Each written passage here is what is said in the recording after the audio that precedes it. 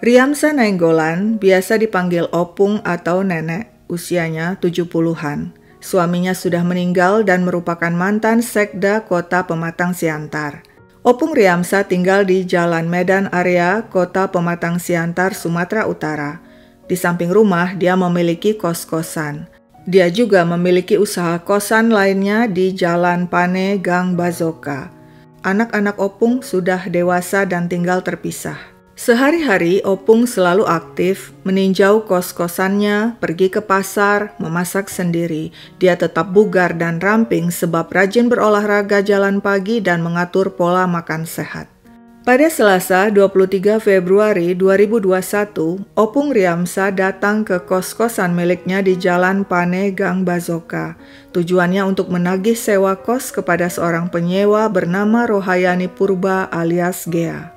Gea memang agak lain. Setiap ditagih selalu mengelak. Tidak pernah membayar tepat waktu, selalu saja ada alasannya. Kali ini, kesabaran Opung Riamsa habis sudah. Saat tahu Gea tidak di tempat, dia masuki kamar wanita itu, mengambil semua pakaiannya, lalu memasukkannya ke dalam kamar kos kosong dan menguncinya. Ketika Gea pulang dan menemukan pakaiannya raib disita, dia langsung menghubungi HP Opung. Si Opung membenarkan dia telah menyita pakaian Gea. "Bayar dulu sewa kosmu, baru aku kembalikan pakaianmu. Kalau kau tidak bayar, nanti aku adukan ulahmu pada anakku." 2 hari kemudian pada Kamis 25 Februari, Gea mendatangi Opung Riamsa yang saat itu sedang memasak di dapur. Gea minta agar pakaiannya dikembalikan. Tapi lagi-lagi si Opung menegaskan, "Bayar dulu sewa kosmu." Gea yang tidak bisa membayar, pamit pulang. Sementara Opung masih sibuk di dapur. Usai memasak, dia menuju ruang tamu dan melihat barang-barang berserakan di atas meja. Si Opung segera membereskan ruang tamu. Tapi ketika tangannya menyentuh gorden, dia terkejut menemukan Gea bersembunyi di balik gorden. Bukan main marah Opung melihat ulah wanita itu. Tapi Gea hanya menyeringai dan dengan tenang ngeloyor pergi. Esoknya, Jumat 26 Februari, Opung Riamsa mendatangi anaknya Vera. Dia curhat tentang ulah si Gea yang selalu nunggak sewa kos. Opung juga menceritakan tentang Gea yang kepergok bersembunyi di balik gorden. "Pasti si Gea mencari-cari kunci kamar kos tempat aku menyimpan pakaiannya," kata Opung yang selalu menyimpan kunci kosan di balik gudang. Selama 2 tahun, Riahdo pernah kos di tetangga Opung Riamsa di Jalan Medan Area. Sebab itu dia kenal baik dengan si Opung. Sekarang Riahdo sudah pindah kos. Tidak jauh, di Jalan Sudirman Gang Kopral. Kosannya kini berlokasi tepat di belakang rumah Opung Riamsa. Hanya dibatasi aliran sungai Bah Bolon yang memisahkan Jalan Medan Area dan Jalan Sudirman Gang Kopral. Kamar Riahdo berada di lantai 2. Dan dari sana dia bisa melihat dengan jelas bagian belakang rumah Opung Riamsa. Pada Sabtu 27 Februari, Riahdo bangun pukul 8 pagi. Seperti biasa dia bersantai, duduk di kamar kos sambil memandang aliran air sungai Bah Bolon. Dia kaget ketika sayup-sayup mendengar suara dari arah rumah Opung Riamsa. "Tolong, tolong!" Riahdo bergegas keluar kos. Dengan sepeda motor dia datangi rumah Opung Riamsa. Saat itu dia lihat pintu bagian luar yang terbuat dari besi digembok, tapi pintu rumah terbuka sehingga dia bisa melihat ruang tamu. "Opung, Opung, ada apa, Pung?" Tapi tidak ada jawaban. Riahdo menunggu beberapa saat lalu kembali memanggil, "Opung, Opung di mana?" Karena tetap tidak ada respon, Riahdo pulang ke kos. Penasaran dari kamar kosnya di lantai 2, dia pantau terus rumah Opung Riamsa. Sekitar 5 menit kemudian dari posisinya duduk, dia lihat seorang perempuan sedang bersih-bersih dan menyapu lantai dasar rumah Opung. Wajahnya tertutup masker. Kemudian perempuan itu membuang sampah yang disapunya lewat jendela langsung ke aliran sungai yang berada tepat di belakang rumah Opung. Tiba-tiba perempuan itu melihat ke arah Riahdo. Pandangan mereka bertemu. Perempuan itu tampak tenang, lantas berlalu. Riahdo berpikir mungkin perempuan itu saudara Opung Riamsa. Tentu keadaan Opung baik-baik saja. Di hari yang sama, Sabtu 27 Februari 2021 pukul 10 pagi, Lamhot dan Renata yang merupakan anak dan menantu Opung Riamsa datang ke rumah Opung di Jalan Medan Area. Mereka membawa seorang anak mereka. Tujuan mereka datang untuk mengambil makanan dan minuman yang setiap hari disiapkan Opung untuk para tukang yang sedang merenovasi properti mereka di Jalan Nias. Karena dipanggil-panggil Opung tidak menjawab dan pintu tidak dibuka, Lamhot, istri dan anak pun pergi. Tapi 30 menit kemudian mereka kembali ke rumah Opung. Pintu besi bagian luar tidak terkunci, namun pintu bagian dalam terkunci. Lamhot mengambil kunci yang disimpan di dekat pintu dan membuka pintu bagian dalam.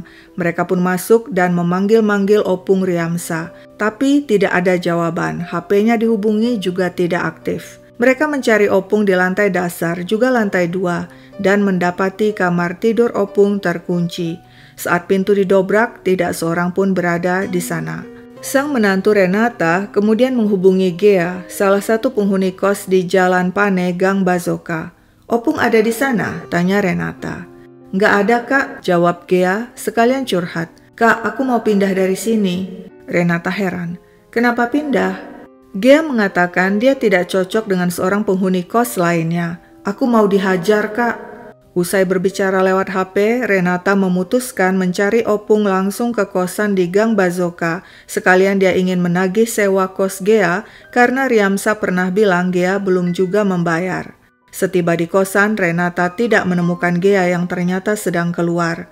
"Opung ada datang ke sini nggak?" tanya Renata pada penghuni kos lainnya. Si penghuni bilang tidak ada. Kemudian Renata menanyakan perihal Gea yang katanya tidak cocok dengan seorang penghuni kos, bahkan akan dihajar. Si penghuni membantah, "Bohong, Kak, tidak ada yang mau menghajar si Gea." Jengkel merasa dibohongi, Renata menelpon Gea. "Yang kau bilang itu nggak benar, tukang bohongnya kau." Selanjutnya Renata kembali ke rumah mertuanya di Jalan Medan Area dan melapor kepada Lamhot suaminya bahwa Riamsa tidak ada di kosan Gang Bazoka. Mereka terus menunggu di rumah Opung, berharap Opung akan segera pulang. Beberapa saat kemudian, tak disangka-sangka, Gea datang dan menyerahkan uang 400.000 untuk membayar tunggakan kos. "Ini, Kak, uang hasil aku melonte tadi malam." Renata kaget mendengar ucapan lancang itu. Tapi dengan tenang Gea langsung ngeloyor pergi. Renata dan Lamhot sebenarnya heran melihat Gea tiba-tiba berinisiatif membayar uang kos tanpa dipaksa-paksa.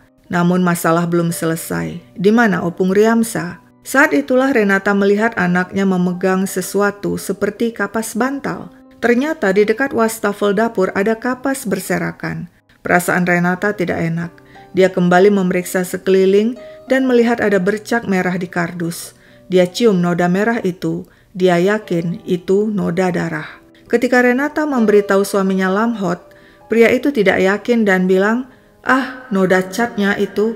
Mereka berusaha berpikir positif Riamsa akan segera pulang, mungkin dari pasar atau dari rumah teman.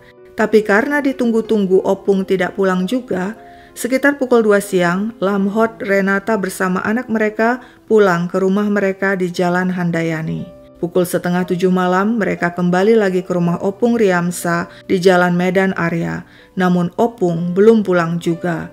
Mereka mulai panik dan segera lapor polisi.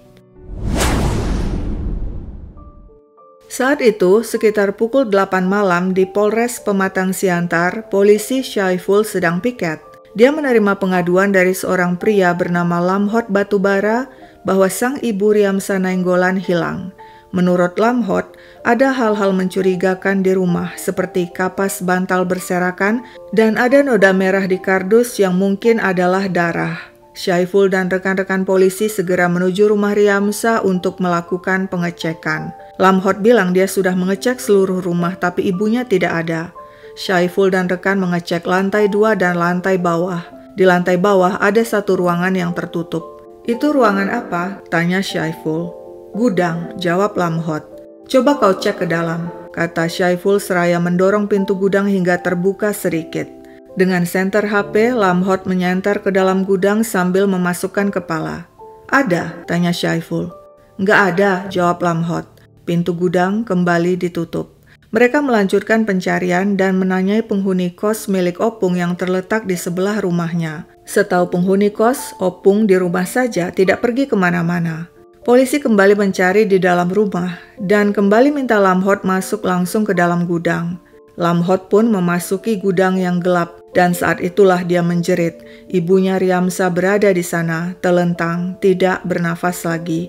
Wajahnya memar, bagian pelipis dan siku luka-luka. TKP segera diamankan dan dipasangi garis polisi. Tak lama kemudian kabar tewasnya Opung Ryamsa telah menyebar. Seluruh keluarga diberitahu, warga berkerumun di sekitar rumah Opung. Saat itu Ryahdo sudah pulang kerja. Dia lihat banyak polisi dan ada keramaian di dekat rumah Opung Ryamsa. Dia pun bergegas datang mencari tahu dan betapa terkejut dirinya mendengar kabar Opung ditemukan tewas di dalam gudang. Ryahdo segera memberitahu polisi bahwa tadi pagi dia sempat mendengar Opung Ryamsa berteriak minta tolong. Setelah itu dia lihat seorang perempuan bermasker sedang bersih-bersih dan menyapu rumah Opung di lantai bawah. Dia juga melihat perempuan itu membuang sesuatu dari jendela ke sungai di belakang rumah Opung. Tapi Ryahdo tidak tahu siapa perempuan bermasker itu. Sementara itu, polisi juga telah mendapat informasi dari keluarga dan penghuni kos lainnya. Ada seorang penghuni kos bernama Gea yang bermasalah dengan Opung Ryamsa karena sering menunggak sewa kos. Terakhir, Gea menunggak lagi hingga Opung menyita pakaiannya. Gea jadi tersangka utama. 3 hari setelah kejadian, polisi berhasil meringkusnya sedang makan siang di sebuah warung di Jalan Gatot Subroto, Medan Petisah. Dia langsung dibawa ke Polres Pematang Siantar. Saat diinterogasi, Gea mengaku dialah pembunuh Ryamsa. Rohayani Purba alias Gea lahir November 1988. Gea warga Tanjung Mariah, Kabupaten Simalungun, sehari-hari berjualan pakaian di kota Pematang Siantar. Awalnya tahun 2020, Gea kos di kosan milik Opung Ryamsa yang berada di samping rumah Opung di Jalan Medan Area. Tapi baru 2 bulan kos, Gea sudah bikin ulah. Dia ketahuan mencuri laptop dan uang penghuni kos lainnya. Meski Gea mengaku dan minta maaf, dia dikeluarkan dari kos. Kemudian bulan November 2020, Gea kembali mendatangi Opung Ryamsa dan minta kos di Jalan Medan Area. Ryamsa menolak, tapi menawarkan kosan di Gang Bazoka. Nah, sejak saat itu Gea pun kos di sana. Tapi wanita itu kembali bikin ulah. Dia selalu telat membayar uang kos dan menunggak pembayaran. Tak hanya itu, dia juga mengambil uang kos penghuni lainnya yang dititipkan padanya dan tidak menyerahkannya kepada Ryamsa. Terakhir, lagi-lagi dia tidak membayar sewa kos sehingga Ryamsa menyita pakaiannya.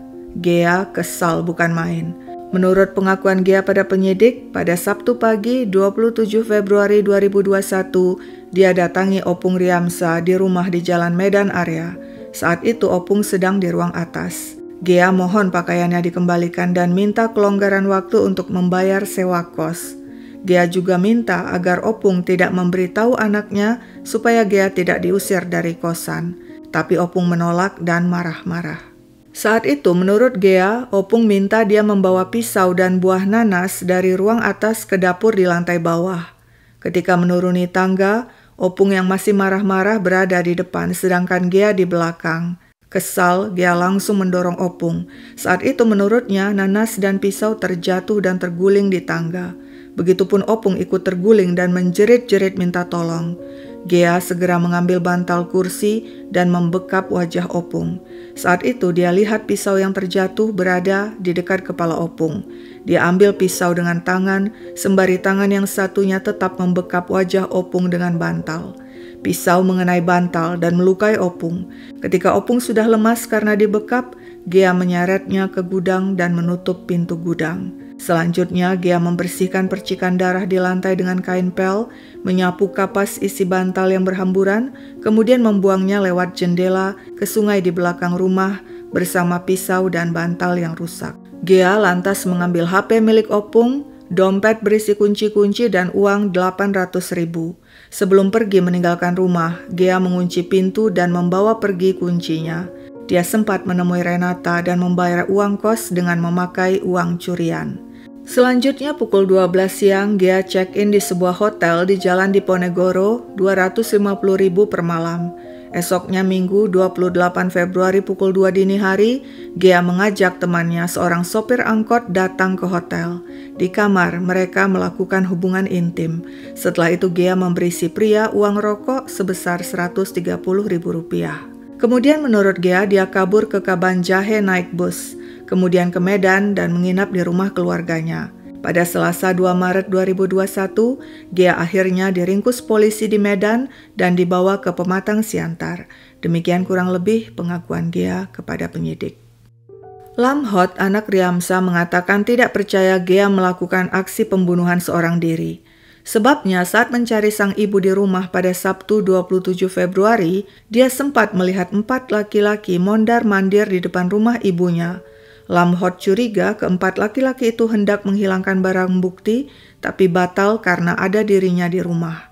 Namun Gea membantah dan mengatakan dia melakukan pembunuhan seorang diri. Sopir angkot teman Gea juga membantah terlibat pembunuhan Riamsa. Persidangan kasus pembunuhan Riamsa digelar di Pengadilan Negeri Pematang Siantar. Majelis hakim menyatakan Gea terbukti bersalah melakukan pembunuhan dan pencurian. Keadaan yang memberatkan terdakwa Gea adalah korban merupakan seorang ibu berusia lanjut dan tidak berdaya dan merupakan ibu kos sendiri. Dan setelah melakukan perbuatannya, Gea masih berusaha menutupi perbuatannya dengan berpura-pura membayar uang kos kepada keluarga korban dengan menggunakan uang hasil kejahatan. Sedangkan keadaan yang meringankan, Gea sopan di persidangan dan belum pernah dihukum. Gea mengaku sudah berpisah dengan suaminya dan dirinya juga sudah punya anak. Di persidangan dia sempat bilang ingat anaknya dan minta keringanan hukuman. Tapi majelis hakim menjatuhkan vonis 18 tahun penjara padanya. Opung Riamsa tinggal seorang diri di rumah di Jalan Medan Area. Namun selama ini menurut kesaksian seorang penghuni kos, anaknya sering datang menjenguk. Hubungan Gea dan Opung yang merupakan mantan istri Sekda juga tampaknya cukup dekat sebab Gea kerap datang termasuk membantu Opung belanja di pasar sekalian minta uang.